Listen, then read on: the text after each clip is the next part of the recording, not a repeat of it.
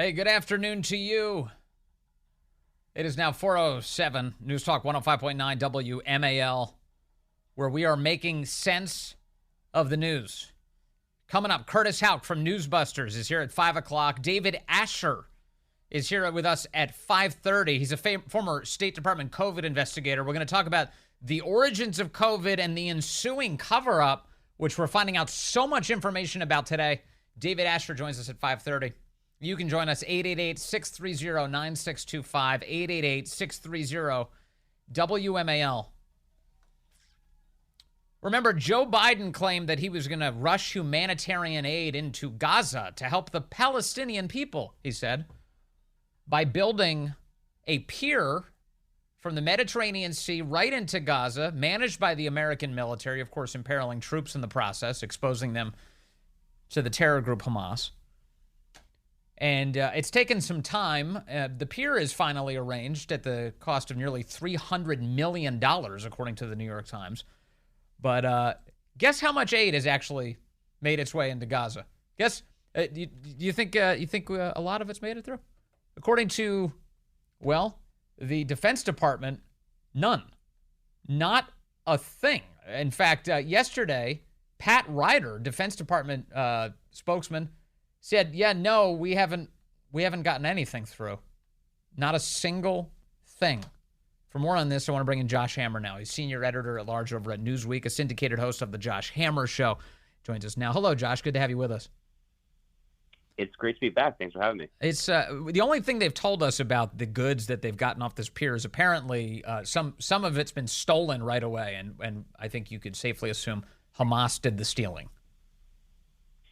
Yeah, look, I think in a situation like this, Vince, it's probably important to just take a step back and just reiterate and reemphasize what we're dealing with here when we're talking about Hamas. Hamas has been the ruling party, the ruling organization in the Gaza Strip since they won a bloody civil war over Fatah, which are the so-called moderates led by Mahmoud Abbas and Ramallah. They're not particularly moderate, by the way. They still subsidize murderous jihad against Israeli Jews and against Christians in general, such as the American military veteran Taylor Force, who was killed in a subsidized slaying in Israel back in 2016. But in any event, Hamas won this civil war literally by throwing their opposition off of rooftops to their death.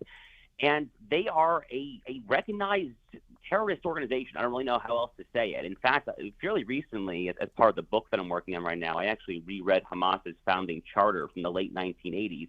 They're really not hiding the ball about what they believe, and they actually openly do call for the murder of not just Jews, but indeed all infidels, very much including Christians as well.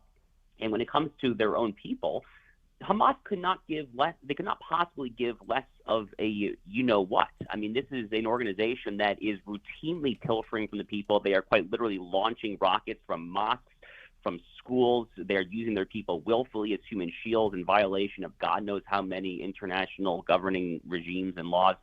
So this is a horrific organization that has taken all of the so-called international aid that has flowed into the Strip for the past almost 20 years now and used it for their own nefarious ends to build this subterranean terror tunnel network that they call the Metro.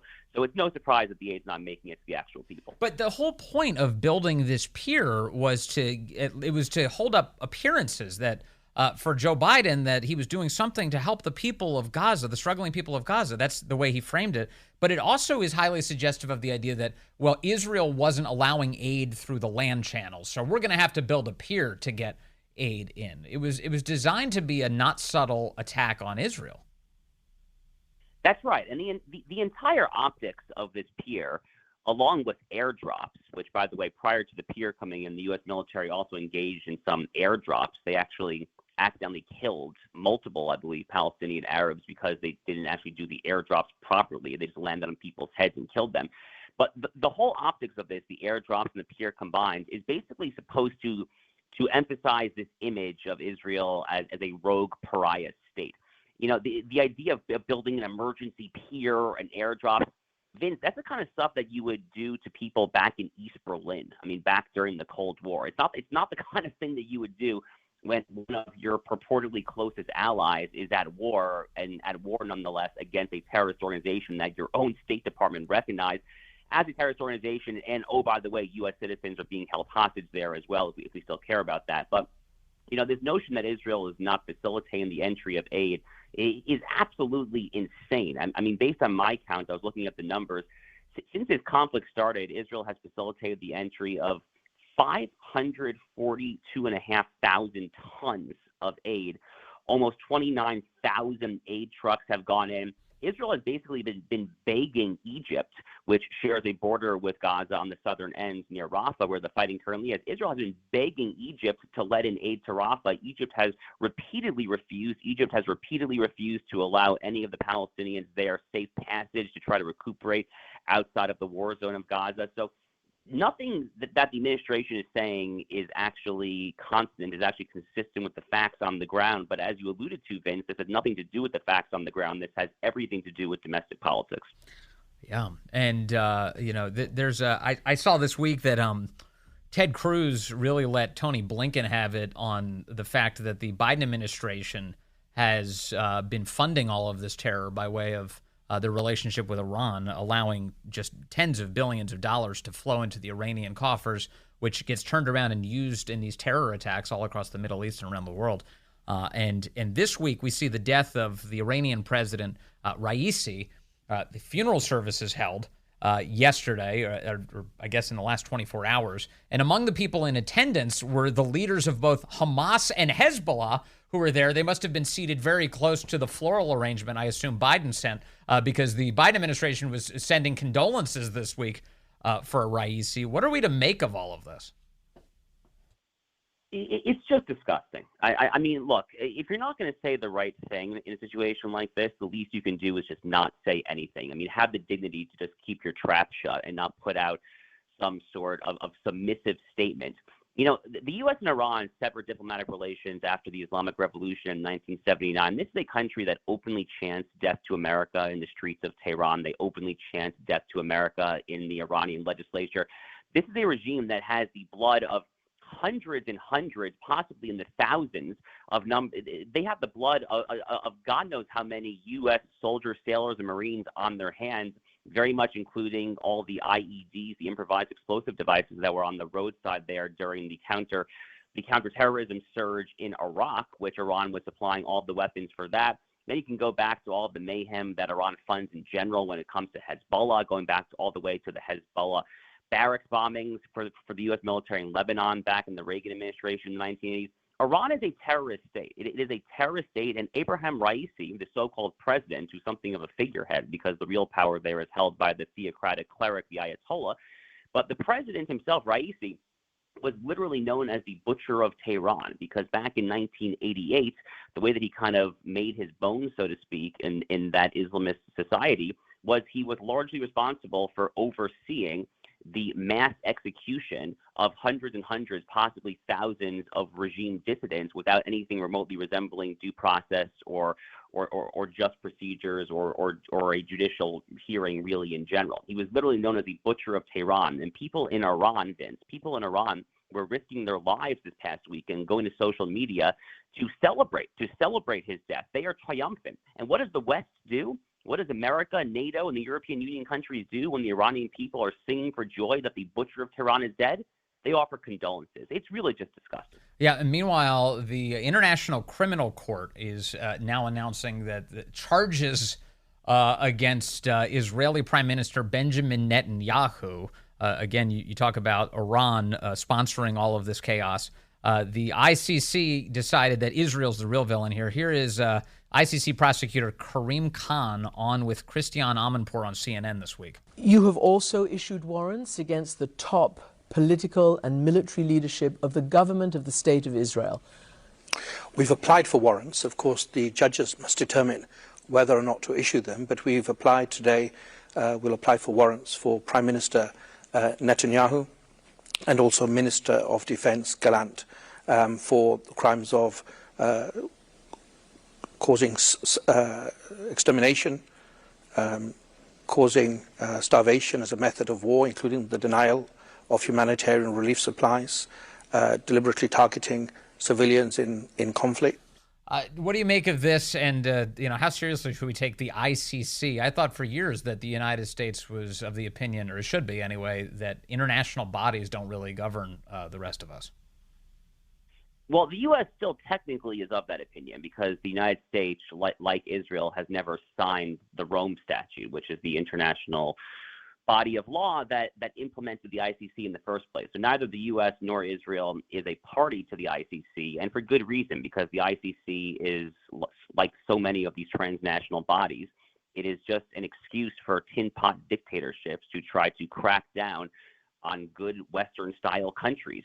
In fact, the ICC, they've also opened an investigation, which I believe started in 2020, so it's now in its fourth year or so. I'm not sure when they'll wrap it up. They have a currently pending ongoing investigation against alleged U.S. war crimes in Afghanistan. I mean, they are coming right after Americans as well. As usual, the folks who are coming after Israel are also coming after America as well. Look, at this point, I think what you have to do is try to fight fire with fire. You should probably try to put some leverage on your nominal allies, countries like Japan, Germany, France, UK, Italy, South Korea. Those are the countries that fund the ICC. Well, if the U.S. wants to put any pressure on its allies, they seem to have no compunctions about putting pressure on Israel. How about putting some pressure on the countries I just named to try to defund the ICC if they're coming after America and if they're coming after Israel? But this is an absolute disgrace. The Israelis are absolutely fuming and livid at this, and for good reason. But one other final thing that I'll add here, they're not going to be able to do anything with it. It's ultimately impotent unless Netanyahu goes to a country where the ICC has jurisdiction. They're not going to be able to do anything. They've actually had an outstanding arrest warrant against Vladimir Putin for many years now. So if this is similar to that, then they're ultimately just going to reveal their own impotence, which makes sense because all these transnational bodies are basically just symbolic virtue signaling in the first place. Yeah, but they have like the worst possible morals ever, and when they virtue signal. I mean, the United Nations this week has lowered its flag to half staff to honor Ibrahim Raisi, the now dead president of Iran. They're flying that. That's here on American soil, or I guess they technically refer to it as international soil. It's in New York. It's America, and they're flying the flag at half mast. I actually didn't even know that, but unfortunately, that says literally everything you need to know about the United Nations. I mean, the United Nations General Assembly, just a week or two ago, voted overwhelmingly to support the creation of a so-called Palestinian state. The United States had vetoed it at the Security Council. They opened it up to the General Assembly. Basically, just a symbolic move because only the Security Council can grant the recognition of a full state. But the General Assembly voted overwhelmingly for the creation of a new Palestinian state, including even many European countries. Look, talk about the worst incentives in the world. On October 7th, the Palestinian Arabs killed basically as many Israelis as they killed over the entire 5-year period of the Second Intifada from 2000 to 2005. They did that in one day. And now you're going to come just a few months later and say, congratulations, we're going to give you an independent state. I mean, it's the worst incentives in the world. The United Nations, like the ICC, like so many of these so-called humanitarian bodies, they are overrun by Islamists, by tin pot dictators. They are profoundly corrupt. And I have always said that it is an absolute shame and disgrace that horrific building, the UN building, is there to be a blight on the New York City skyline. That's been my long-time stance. Yep, and we're paying for it. We're paying for it. It's awful. All right, Josh Hammer, thank you as always. Good to have you with us today, sir. All right, Anthony Fauci's lieutenant for decades, a guy called Dr. David Morenz, is testifying right now before the House Oversight Committee. And just moments ago, he was being questioned about his emails, the emails that reveal, again, he was doing a lot, all if not most of this, most if not all of this, on private Gmail, trying to evade public records requests and advising outsiders, including Peter Daszak, who was taking millions of federal taxpayer dollars and then spending it in places like Wuhan, China, advising him on how we could avoid public records requests, including with Anthony Fauci. If you want to send something to Fauci, I can hand deliver it to him so there are no smoking guns. Here is Congressman Brad Wenstrup asking some questions specifically about those emails. On October 5, 2021, you wrote, Peter, I just got news that a FOIA picked up an email I sent you saying Tony commented that he was brain dead. I deleted that email, but I now learn that every email I ever got since 1998 is captured and will be turned over whether or not instantly deleted. On June 28th, 2020... In other words, this is him indicating his state of mind that he attempted to delete emails to avoid public disclosure. And here he's saying to Peter Daszak, Peter, I don't know how to tell you this, but I deleted these emails and somehow they're popping up in FOIAs. 21, you wrote, Peter Daszak emailed me and Tony congratulating Tony on standing up for science. That email fell into the hands of the congressman, probably via FOIA, of someone who didn't delete it, as I did, delete all of Peter's emails and others related to Origin. Mine was erased long ago. All emails related to Origin? Are you listening to this? So you have a U.S. congressman quoting directly from Fauci's lieutenant saying, I deleted all these emails related to the origins of COVID. How are they finding them? Via FOIA. This goes to his technological ignorance. He doesn't realize that some of this is being swept up, even though he's, quote, deleting it on his computer. Verified that today, and I feel pretty sure Tony's was too. Dr. Morens, did you ever delete or attempt to delete a federal record? No, but let me explain why it seems to be discrepant. You can't delete an email from NIH, from an NIH well, yeah, as you apparently discovered. Computer system. They're all retained and can be accessed for any purpose, including a FOIA. Now, I don't know what they normally do, whether when the FOIA is required, how far back they go or whatever, but it's my understanding that if they want to, they can go back all the way to the beginning, maybe even I came to NIH in 1998.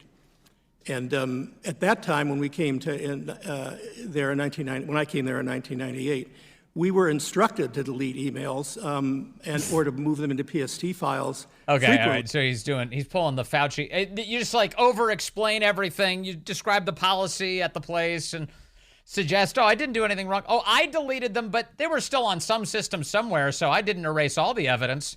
So I'm not guilty of anything, right? More on this ahead. I will share what we learn. Hey there, good afternoon to you. 4:35 now. News Talk 105.9 WMAL, where we're making sense of the news. Coming up, Curtis Houck from Newsbusters will be with us. We'll take a look at the lunacy going on in the corporate media, the legacy press, working really hard to get Joe Biden reelected. Then David Asher is going to join us at 5:30. One of the lead investigators into the origins of COVID, back when he was in the Trump administration. Now he's watching from the outside, and he's horrified by what he sees. And we've got some crazy headlines today on that front, as there's clearly a cover-up going on within the government. Some testimony happening right now on that very subject. You can join us today at 888-630-9625, 888-630-WMAL. Just to reset things a little bit here. Dr. David Morens is the longtime advisor, lieutenant to Dr. Anthony Fauci. He is he's still employed by the federal government as of today, and the United States Congress has come into a giant tranche of his emails showing him talking with people with an interest in covering up the origins of the coronavirus pandemic. They're discussing how to evade FOIA, how to evade smoking guns, how to delete emails, how to handle this information, how to get stuff to Anthony Fauci without sending it via official government channels, and on and on and on. So now he is testifying in an open hearing before Congress today in front of this COVID committee. And a short while ago, he testified the following. Now, see if you find this credible. David Morens claims that he didn't know that if you're a federal worker, that your emails are considered public records. Do you in any way find that a credible excuse? Take a listen to this. David Morens, just a short while ago. And I must say, based on my understanding of what a federal record was, I truly don't think I have ever seen a federal record in 26 years of being at NIH. And if I'm wrong about that, I apologize, because it just never dawned on me. In all of his time, in 26 years working in the federal government, he's never once seen a federal record? These lies are becoming more and more ludicrous. So you never went into work? You never handed a single piece of paper? You never had a single communication? You never sent a single email? Let me just be really clear about this. Help me understand this. You federal workers who are in my audience right now, does that pass the smell test for you in any conceivable way? In any conceivable way? Let's just say you've worked in the federal government for 6 months. One would assume every single day you've been working, you've seen, quote, federal records. He just claimed in 26 years he's never seen a federal. And I must say, based on my understanding of what a federal record was, I truly don't think I have ever seen a federal record. Ever. This is his excuse. I didn't violate the law. I had no idea I was deleting federal records. Congressman James Comer began his questioning here of Dr. David Morenz just a few minutes ago. Let me catch you up on some of that. Take a listen. Thank you, Mr. Chairman. On May 16th, we heard from your boss, Dr. Lawrence Tabak, regarding some of your emails and avoiding the Freedom of Information Act. And I'm sure as you've already testified, you're aware that deleting federal records is a crime. And as you've said, you previously testified that you did not delete any federal records. But on February 24th, 2021, you wrote, quote, I learned from our FOIA lady here how to make emails disappear after I'm FOIA'd, but before the search starts. So I think we are all safe. Plus, I deleted most of those earlier emails after sending them to Gmail, end quote. And the next day on February 25th, 2021, you wrote, quote, but I learned the tricks last year from an old friend, Marge Moore, who heads our FOIA office and also hates FOIAs, end quote. Yes or no, is Marge Moore the FOIA lady you were referring to? She was at the time. I believe she's retired since then. Did the NIH FOIA office instruct you on how to delete emails or avoid FOIA? No. On October 25th, 2021, another scientist wrote, quote, David is concerned about the privacy of text and other messages from his cell phone to you and me because he has been using a government phone. This came from Tony, end quote.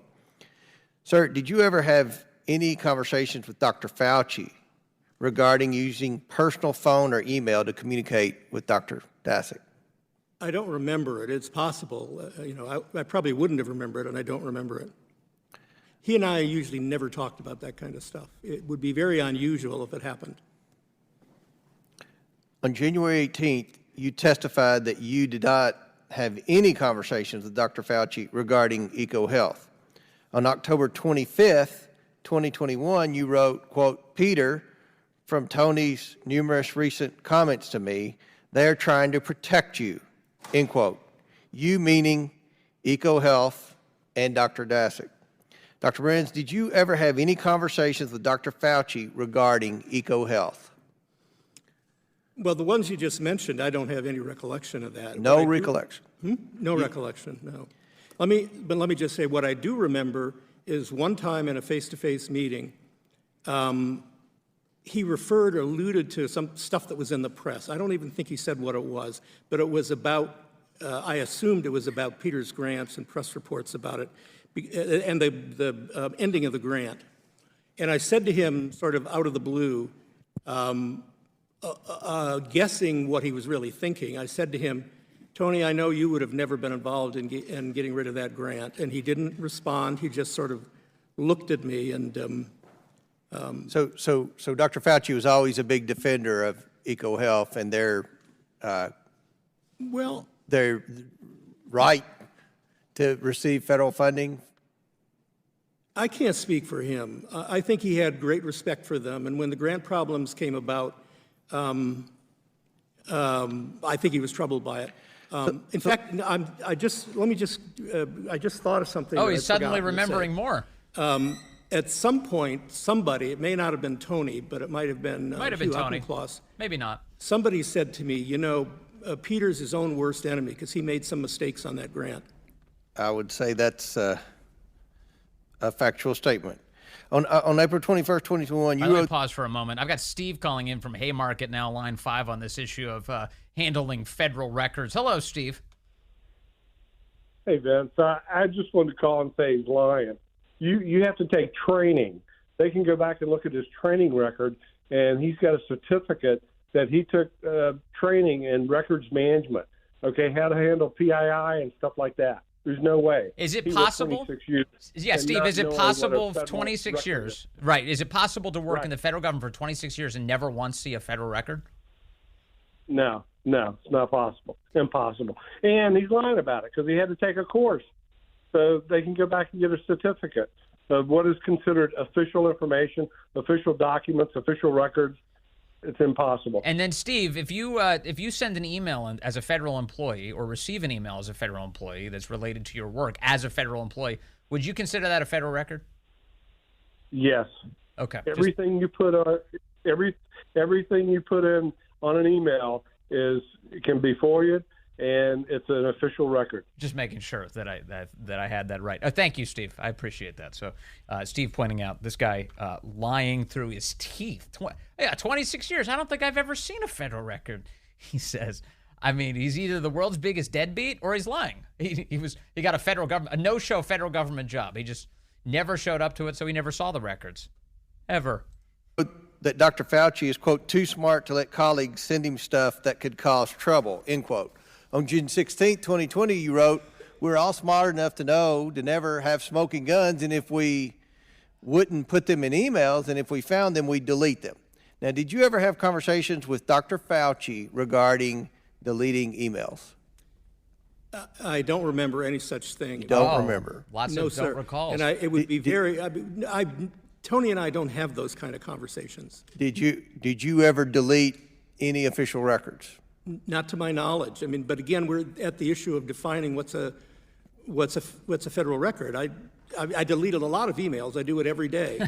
But in my mind, they're trivial things not related to government business. In response to my questions, Dr. Back said he. I'm sorry. Are anyone else frustrated by this? I mean, James Comer is doing what he can. He's going through this line by line, and he's been fine at that in the past. But you have him dead to rights. You've got the emails in front of you where it's screaming off the page that we need to make sure there are no smoking guns. Anything you want to communicate, you have to do this behind closed doors, but out of sight. If you want to communicate with Fauci, don't do it over any official channels. It's going to be exposed to FOIA. I will hand deliver it for you. You've got this guy. He's in a corner. Strike. Absolutely agreed with every compliance action the NIH took against Dr. Daszak and EcoHealth. And over the past 2 weeks, both EcoHealth and Dr. Daszak have been suspended from receiving federal funding, finally, and proposed for debarment. Do you agree with NIH's actions against EcoHealth? I don't know the details I've never seen the grant. I don't know what's in it. I can't really speak to that, but I can say I've known Peter Daszak for almost 20 years, and in my personal opinion, he's an honorable, decent. So have you had conversations with Dr. Daszak about this recent suspension? Not a conversation. I knew about it. He sent me an email or something. Was a press So they release. occurred over email. You and Dr. Daszak communicated via email about his disbarment. I should say Gmail, not NIH thing. email. He doesn't send.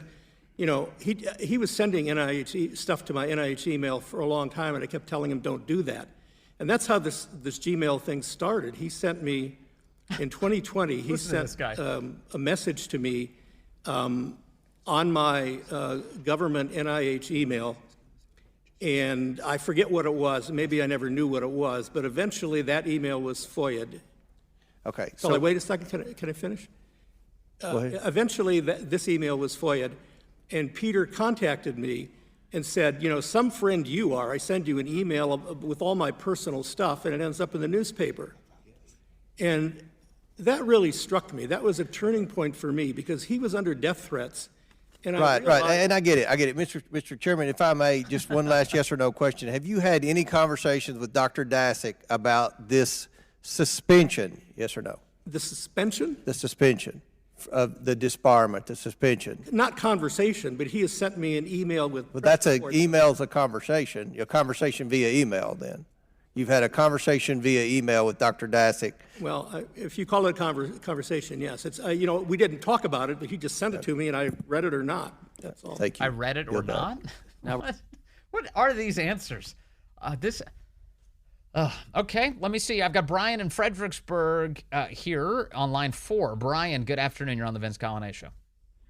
Hey, Vince. As a 22-year active duty Navy veteran and an 18-year GS employee, I can confirm for you that in addition to being required to take the initial and annual training on federal records management, you're also expressly forbidden from using your personal email to conduct official business. So this guy, he's all jacked up. Yeah, but I guess he's I don't know if he's talked to a lawyer or what, but he's making it seem like he's just so deeply ignorant of everything that he can't possibly be guilty of any crimes here.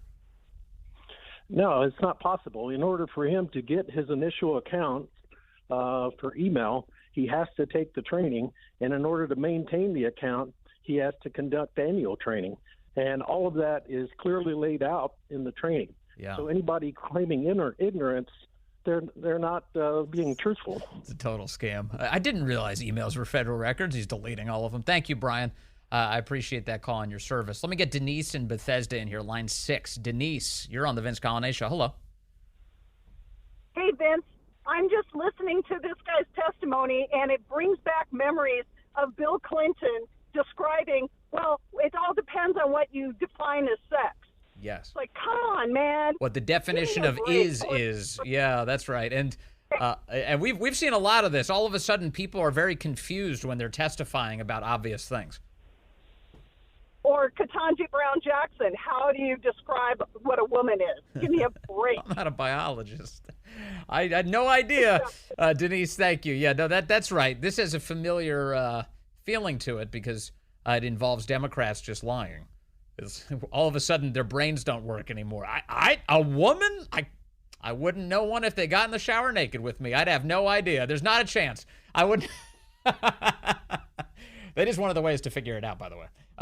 So this guy, Dr. Morenz, today saying, yeah, of course I deleted lots of emails, but never once in my entire career have I seen a federal record. I have no idea what they even look like.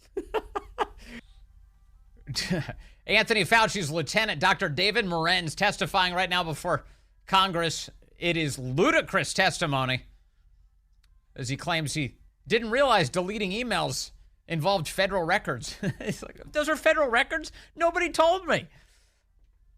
Congresswoman Debbie Lesko beginning her questioning of Dr. Morenz just moments ago. I believe earlier today you said, sir, Tony, meaning Tony Fauci, does not want me to connect anything to him.